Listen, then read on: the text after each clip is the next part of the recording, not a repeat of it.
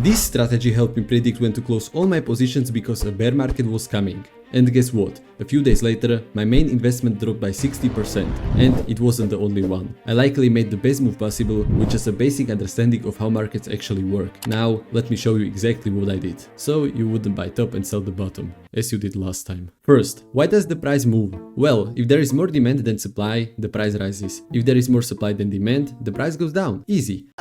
Oh, that makes sense. Don't forget it, you will need it later. If you have already forgotten it, start watching again. Now to the point. Our world is built on loans and mortgages. These days you cannot buy a single peanut butter without a mortgage. That thing is expensive as shit.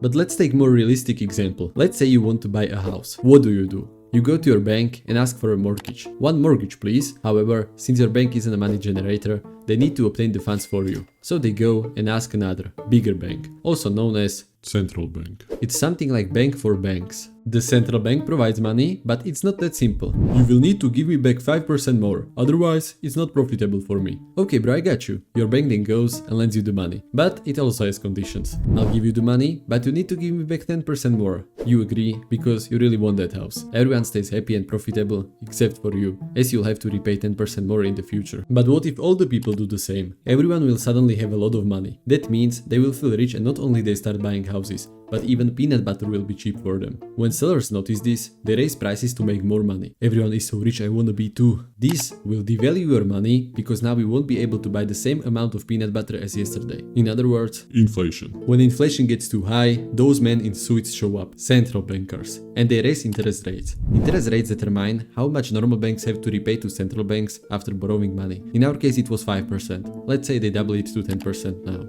What do normal banks do now? Well, they also raise their rates for regular people. Let's say every new person taking a mortgage will need to give back 20% more. But 20% is really high. What do we normal people do? Well, we simply stop asking for mortgages and also start praying for a rate decrease.